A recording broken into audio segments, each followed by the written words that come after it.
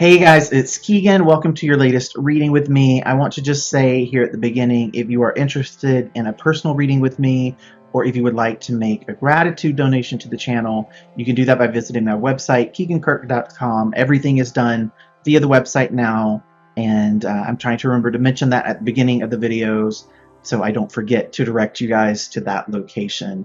I also just want to talk to you guys a little bit about the spread that I've designed for this reading, so you can decide if you want to hang out and watch this particular video or if you feel like maybe this one is not meant for you.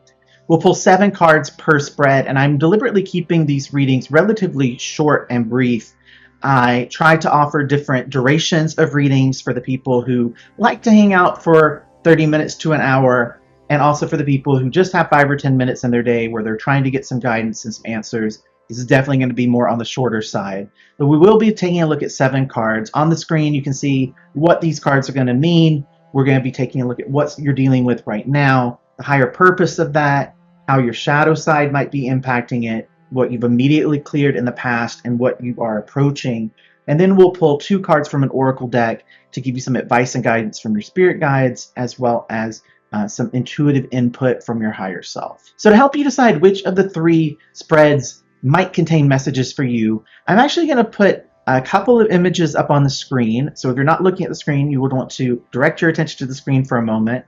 I'm going to put up 3 different graphics. They're going to be similar, but they do have differences between them. And I want you to focus in on each of those 3 and see if one stands out to you because you feel that you are drawn to it. Perhaps maybe one will stand out and you feel that you don't have a connection to that one, but you do the other 2. Some of you might decide that all of the readings in this particular video are meant for you, and you might choose to watch all of them. Regardless of how you use this video, you are doing it properly as long as you're tuning into your intuition and trusting your guidance. So let's take a look at those images now so that you can start to tune in. I'm going to leave them up on the screen for about 20 seconds.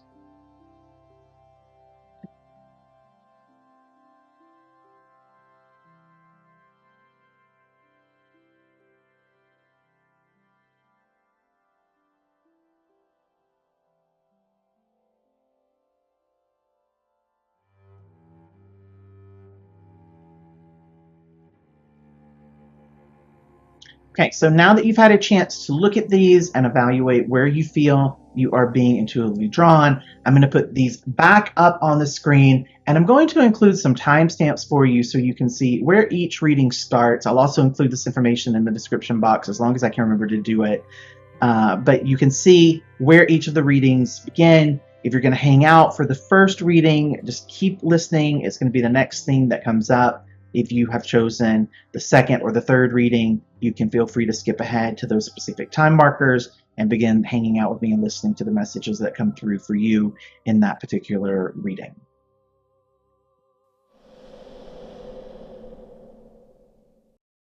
The theme of this reading is really all about potential. You likely find yourself suddenly aware that when you're able to just be present, you allow yourself to really sense and tune in to your intuition. You're spending less time dwelling on the past and worrying about the future, and instead you keep your energy mostly focused inward, connecting with your own needs and desires and trusting that the universe will provide exactly what you need. You're being called upon right now to practice a bit of restraint. I sense that historically you probably let your emotions and excitement carry you away, and the lesson contained within this moment for you is about knowing when you are truly ready to pull the trigger. You probably have always felt that your ability to take big risks without any fear was in a way your superpower, but you're taking time now to really ask yourself important questions. Is this what I want? Is this worth my time? Do I even want to spend any of my energy on this? There are also deep lessons here for you around making things harder than they really need to be. If a connection has become abusive, leave it. If you no longer feel like you fit into a friend group, find a new one. If your intuition is telling you that something is up, then it probably is. Now is not the time for questioning things. It's important that you deepen your connection with your intuition, because you will soon find yourself feeling like you no longer have the time nor the energy to waste on things that are simply not for you. Your intuition is the key to knowing what or who needs to be released, what moves need to be made, and where you're being led. But as I said, it's not a time for questioning and doubting, it's a time for action. You recently found yourself again after a long period of time during which you really truly only had yourself to depend on. I sense that you're just beginning to emerge from a time of isolation in which you were mostly reflecting and resting. You might have moments still where you glance back at the past and have a moment of sadness about how much time has slipped away from you while you were on pause. But it's important for you to realize that while you were being still, you were also healing yourself. It took an extraordinary amount of effort to get yourself back to just a space of neutral. Even if you put in a lot of effort and energy into something that you hoped would change but didn't, you learned a lot of lessons through that process. The person you were back then would actually be pretty amazed to see where they end up in this present version of you. I think you've exceeded everything that they believed was possible. So really be proud of yourself for that. And as you move forward over the next few months, you might struggle a bit to fully step into who you are becoming. But don't put too much pressure on yourself. Having time to really get in touch with who you are, what you want, and how you want to get there is really important. Equally important as you move forward is to begin to share this new empowered version of yourself with other people. You might need to completely start over with all new people, or you might need to nurture some connections which have suffered a bit while you've been mostly focused on yourself. But the time is approaching for you to realize that just as much as you need other people are in need of you. Your guides are asking you to simply trust them. Whatever happens, happens. They want you to do everything you can to just flow easily towards where they hope to guide you. They're asking you to really keep yourself anchored in the present moment. Allow yourself to be vulnerable. Allow yourself to feel weak. Allow yourself to not know, to not have all of the answers. Be comfortable within the unknown for a while until you have become more proficient at managing your fears and your insecurities. Allowing your guides to gently lead you right now is so much better than allowing that doubt and worry that you're still dealing with to manifest a reality in which you're stressed out and sad. Your higher self wants you to know that you're never actually alone. You always have yourself, both the version of you here in this life, as well as the version of you which exists elsewhere outside of this plane. Learning how to feel and sense that connection between those versions of your consciousness is actually a lot easier than you think it is. Your higher self wants to remind you that keeping others at an arm's length because you're scared of getting hurt or of hurting them comes at much too high of a cost. You miss out on having others exist to mirror yourself back to you. You can only learn about yourself through yourself to a specific limit.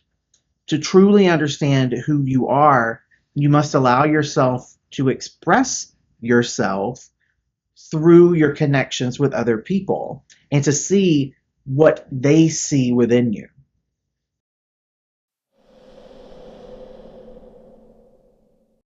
I feel like you've been blindsided. Your heart is broken, and you're right in the middle of beginning to process the pain and the disappointment around this. It's really important that you allow yourself to grieve. If you feel anger, allow yourself to be angry. Venting your emotions and giving yourself a release from their overwhelming presence might feel like all you can manage to do initially. But after a bit of time, you'll realize that your mind will naturally begin to move from grieving towards acceptance. I do sense that one of the things that could cause a bit of a delay in your healing is if you spend a lot of time internalizing or repeating the hurtful things that someone else said about you, potentially even said to you. If that resonates within you, what I just said, I want to give you a little bit of advice. The best way to handle it is to ask yourself why that person's words even matter to you. And then ask yourself whether or not there's any truth to what they said. And remember that people often say hurtful, vicious things when they feel cornered or when they want to avoid taking responsibility for their own actions. Don't keep yourself stuck in this pain by becoming almost like a bully to yourself. Whatever the painful experience was, like all experiences we have in this life, there is a divine purpose for it. And in this particular reading, that purpose is to help you understand the role you play in sabotaging your own efforts. You're being called on to venture inward and explore those dark, hidden aspects of who you are. It's time to get really real with yourself. Sometimes when we venture into our shadow side, we discover qualities and traits that we never expected. Perhaps we confront our own narcissism. Maybe we realize the ways in which we ignore or devalue the requests of others. In those dark corners of who we truly are, we often confront our own inner saboteur. Those things that we see in others that cause us to feel envious or insecure exist here as those negative voices that tell us that we're not good enough, we're not lovable, we're not capable. It's possible that whatever was said to you by another person recently that caused you so much pain is actually really similar to some of the meanest, cruelest things you say about yourself in the privacy of your own mind. So it's time to learn how to love and accept yourself and be a little bit kinder and more gentler with yourself as well.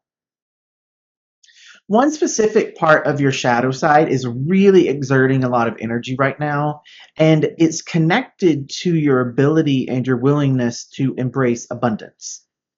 I feel this manifesting in a couple of ways for you. On one level, there are issues here around your belief that you're capable and deserving of having more than you want and need. This could be caused by insecurities, or it might be based more in fear. When you think about and imagine being fully responsible for yourself, and then as well as being there for other people, do you feel like you just can't do that at all? Or do you feel fear that you won't be able to maintain that level of responsibility? That gives you good insight into whether this is something that's an insecurity or a fear. In another way, there's energy here that feels almost like a reluctance on your part to rely on support from other people. But the theme here, regardless of how it's manifesting, is really about you stepping up for yourself and realizing that you are capable and you are worthy of being abundantly blessed by the universe. But it's up to you to make space for that in your life. You've recently left a very controlling, angry, and possibly even abusive connection. I sense that you're not fully able to process yet the full impact that this connection actually had on you. And there are patterns and cycles here. If you look back in your life, who were the other people who exerted dominance over you through anger or manipulating you with the power or the authority that they held over you? Once you free yourself from your tendency to sacrifice your freedom and independence in an attempt to soothe the egos of other people, you begin to move into a much more empowered energy. You realize that you've not fully been committed to you or to your life, to your purpose, to your goals. Walking away from this toxic connection was the very first step in what feels like it's going to be a pretty lengthy process of healing. There isn't anything you can do to rush that. But I also don't want you to think that it's something that will linger forever. The truth is, as soon as you accept full responsibility for yourself, including keeping yourself safe and protected from people who want to control you, then you begin to move forward, and that pace accelerates the more work that you do.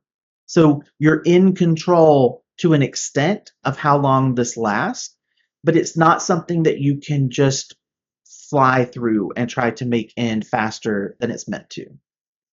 But as you do move forward, you might find that you're not quite sure who or what you actually want to invest your time and energy on. I feel like it's been a really long time since you've been able to just decide what you want, decide what you need, and not need someone else there to approve of it or to validate your decision. In the next few months, there will be a lot of learning of how to evaluate what really has long-term stability and what is actually a dead end. You're beginning the process of allowing yourself to say no, to walk away when you need to, and to no longer fight for people or situations which don't fight for you. Your guides have a very specific message for you. They want you to know that pain and sadness and disappointment really aren't their preferred ways to reach you. But if they feel like you've left them with no other avenue, they will still make sure that you're learning and growing, however they need to do that. You never asked them to keep you perfectly happy or totally safe. You never asked your guides to protect you. You asked them to guide you on a wild adventure of figuring out who you actually are. You asked for these moments of sadness and disappointment when needed to force you to make change that you were resisting. These moments also give you really valuable reference points that allow you to more fully appreciate and value the happier, lighter moments in your life. Your guides want you to know that you aren't being punished and they're still right there by your side through all of this. Your higher self is working now to keep you rooted mostly in the present. Allow the past to stay there. Don't become obsessive about the future. Just be present in your life with yourself. Doing this allows you to connect more deeply with your higher self and with your intuition. In the stillness of what is, you can practice gratitude. In the truth of what is, you can accept and admit areas where you need to have growth. When you're present, you can't deny the truth of things. You're being offered a lot of divine support right now, and you can actually lean into that and just flow in the present. Doing this will actually lead you where you're meant to go, as long as you just trust in the process.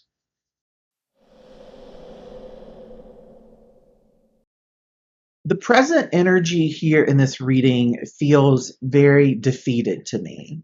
It's possible that you've realized that no amount of fighting for something or someone is going to lead to things working out the way that you wanted.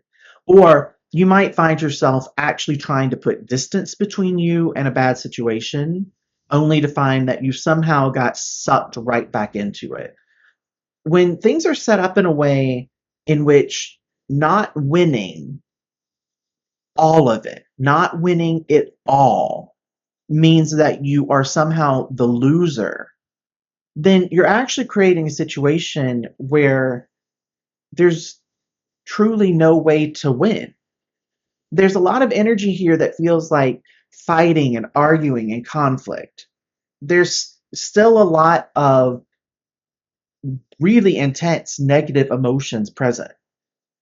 But there's also an emerging desire to simply move forward with life. That might manifest as one or both sides trying to compromise or find a middle ground, or it might manifest as you simply facing the reality of the situation and deciding to walk away. The higher purpose for this is to allow you to find a deeper connection with your intuition. When we find ourselves in a situation where we don't know what to do or we can't get ourselves to where we want to be, we have to look for guidance beyond what's right in front of us. When we're stuck, we might list out all the reasons why we should or shouldn't and find that the two sides of that list are equal. And in those moments, the only way to break that tie is to be able to tune in and listen to your intuition for guidance. But if you can't tune into your intuition or you haven't practiced with it enough to actually trust it, this is a tool that you're lacking. And it's what the universe is trying to develop and instill within you right now. So the placement here is interesting to me because what I feel more than anything is actually a reluctance to fully embrace being a quote unquote spiritual person. The Five of Coins reversed has energy always of lack, scarcity, or poverty. But specifically, this feels to me like an awareness of how much you've neglected nurturing your spiritual well being. You likely find yourself feeling like there is something missing in your life, some unknown component which you sense could really help you in big ways if only you could find it. But if you're listening to this video, clearly you're opening yourself up and at least exploring. So keep doing that as much as you can. And shake off any judgment or hesitation that you feel around embracing your spiritual side. It's as much a part of you as your emotions and your feelings or the thoughts that exist in your mind. The Five of Swords actually repeats here in terms of what you've recently cleared, and it showed up as well in the higher purpose of what you've gone through. And I think that this is actually a good thing. It's a good alignment. I want you to be proud of yourself for getting to where you are. And I want to mention here, since I've kind of already discussed what the Five of Swords reversed means, that you have 3 fives in this reading. And unfortunately, I feel like this points to there being a bit of more of the same still to come. And I say unfortunately because I think you might be a little disappointed to hear that. But for me, looking at the energy, you're actually in a place where you can have significant growth and radically deepen your understanding of who you are and who you're meant to be. Just know that this process will eventually resolve, probably faster than you expect, but things aren't going to really start to shift fully for a while. Over the next few months, you'll be forced to confront areas where things are just off. Anything that's creating tension or conflict in your life will be called forth so you can decide what you need to do in order to adjust it. You're learning how to achieve flow and balance and harmony, but that process is not an easy one. It forces you to confront a lot of things about yourself and about other people. There's a lot of change ahead of you as long as you embrace it. And that part is actually fully 100% up to you.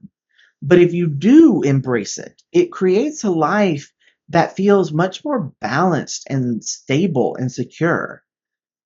This is a time for balancing things which no longer can be allowed to be unbalanced. This can be balancing your inner and your outer worlds. This can be about the relationship between your ego and your soul. This can be about you and your higher self and aligning those vibrations between those two versions. But anything that's not aligned and in tune is going to demand your focus over the next several months. But as you deal with those squeaky wheels, you actually are leveling yourself up. Feeling the relief that you get gives you more motivation and energy to continue doing the work. Your guides want you to focus your awareness on areas where you've been told what is right and what is wrong, what is acceptable and what's unacceptable, and to question all of it. In some areas, you might find that you still align with what you were taught, but in others, you will realize that you've been imposing a lot of restrictions on yourself, which aren't actually necessary and are really preventing you from fully experiencing this world and your own existence in the way that you were meant to. And the message from your higher self actually fits nicely with that. The intensity card asks you to question everything you've been taught and to set off on your own exploration. It's only by questioning everything we believe that we can actually ever uncover and get certain about what to keep and what to change. It can be really intimidating to deliberately begin questioning everything that you've ever known, but it's necessary. You're in a period of evolution, and allowing who you were to fall away gives you the space to become who you're meant to become. Thank you so much for hanging out with me, for trusting me to deliver the messages that the universe is trying to get to you. I just like to end these videos by saying thank you, even though I'm not sure how many of you actually are here at the end, because these are pick a deck style readings, and some of you don't make it all the way to the end because you didn't listen to deck 3. But I do like to put some videos up at the end of these, just in case there are people who are still here. If you want to hang out, if you feel like you're being guided towards a different reading, you can click through here on the screen. There are several options available for you. Also, please take a moment to give this video a thumbs up, share it with your friends, leave a comment, subscribe to the channel. All of those things are helpful to just boost the channel, help other people receive the messages that they need to receive. I'll be back every Monday, Wednesday, and Friday at 1 p.m. Pacific with new readings for you. Thank you. Many blessings.